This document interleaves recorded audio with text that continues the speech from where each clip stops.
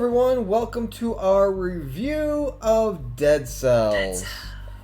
I'm Nick. I'm Andrew. And let's just dive right into it, starting off with the aesthetics and the level design. So, of course, this is a Metroidvania style roguelike game. Mm-hmm. Andrew, what did you think of the aesthetics and the level design? Love it. That's really all I have to say. Like it hits all the marks. It knows what it's doing. They're simple but difficult. That Ramparts map was scary. Yeah, simply because you don't know if I land or if I'm gonna fall down a chasm. I think that they do a great job of having, because it's a roguelike, every single time you go into those dungeons, it's going to be different. I love the visual style. It's so very specific to its world. It doesn't really match anything else. I love the visuals. I think they did an amazing job. I really like the visuals as well. You know me, I love how things look when they're like old 8-bit, 16-bit style games. They're made today. I like the fact that the maps change. It presents a new, different type of challenge each time. Also, as we saw, there were doors. We're like, hey, if you beat this in under 2 minutes, you can go through this door. So having the worlds change around you whenever you die played a big part in like, okay, I want to speed run this so I can get through that door and get all this loot and stuff like that that's behind them. But it's like, oh, wait a minute.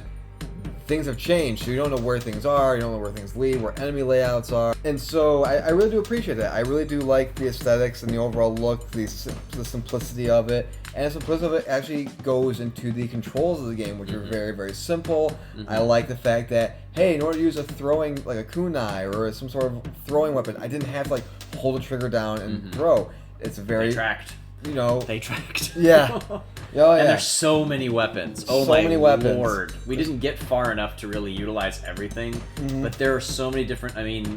the last episode, I was using ice a lot. In the previous episodes, we're using bleeding kunai a lot. I think that there's so much more to that game that we just...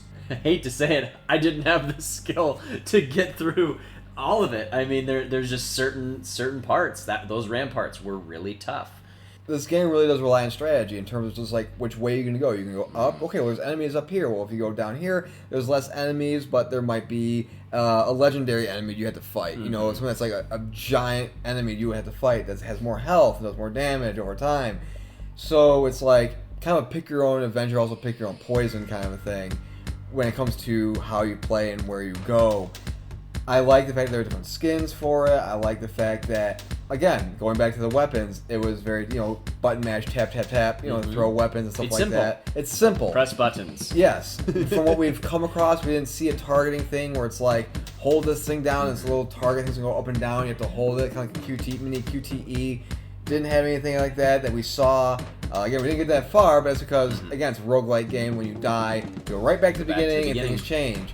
Which can kind of be a detriment to it as well a little bit, because kind of like with my experience with Cuphead, where like you can play Dead Cells, you can play Cuphead, they're both really good games, but you can kind of only play them in spurts, because after a while you're going to be like, alright, I'm kind of done with this, I'm going to hold off on it a little bit and maybe come back to this a little bit later. This is a game where when you have full body remapping, it is legit full body remapping. It's not, hey, here's your default, here's your control A, where like, the Y and the A are swapped. This is full on button remapping where you can do this type of thing where it's like, yeah, as you said, I want my action to be here, it can be here. I want my jump to be here, it can be here.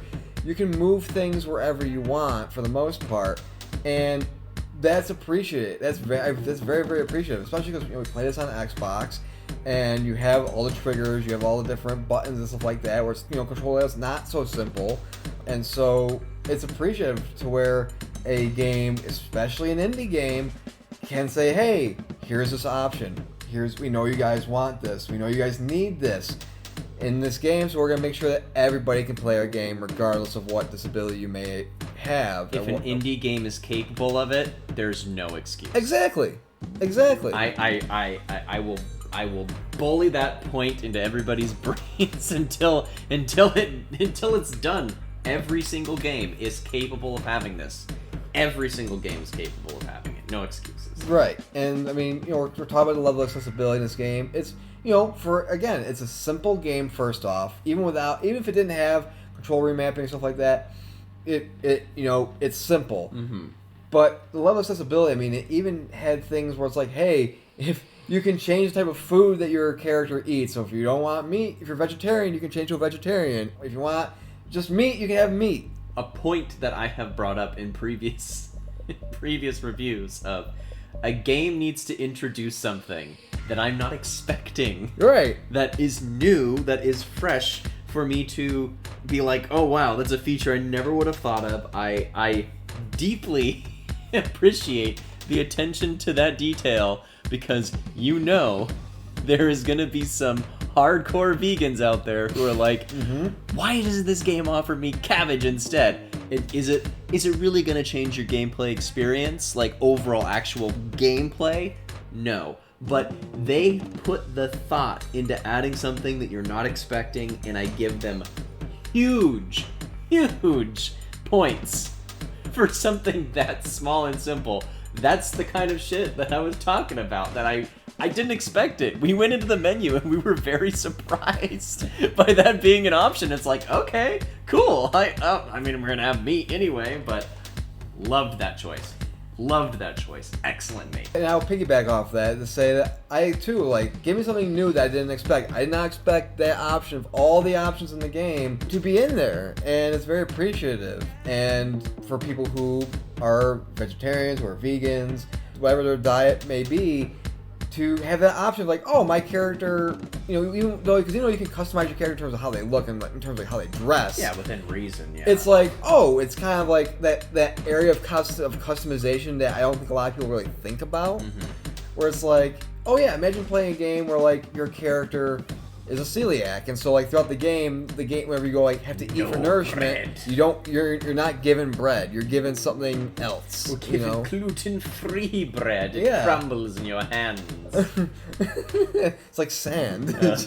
But I mean, I think we've really went through this game as much as we could.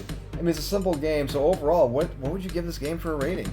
As much as I would like to give this game a perfection, because I had so much fun playing this game, and it meets all of the criteria that I could look for, I have to give it a press start. And the reason is, it is a roguelike, and that means that it is not everyone's cup of tea. I would give it a perfect score if it felt like a game that, in addition to its accessibility and all of its additional options and all of its, fancy schmancy, great button remapping, easy controls, all that stuff, if it was the type of game that anybody, from professional to just starting out playing games for the first time, would want to play. Is it a fun game? Yes. Is the button remapping, the accessibility options, the simplicity of the controls, all of that is perfect. But it doesn't hit the everybody could play this game, in my opinion. So I'm gonna give it a press start. So I love it though. I love this game. This is a great game.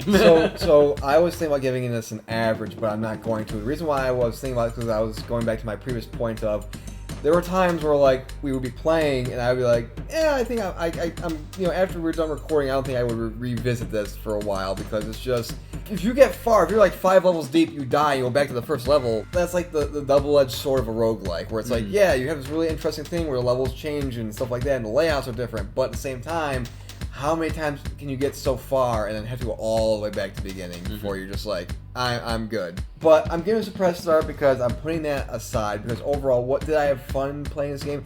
Yes. Did it introduce some things that I like about like being the whole roguelike and the change of the layouts and the fact that it was accessible? Yes, because that's what we're basing these games off of. Did we have fun playing these games, but also did its accessibility add to us enjoying this game, which it did, because again, even though we didn't really have to change anything for our controls, there are people out there who are playing this game who need to change their control options and stuff like that.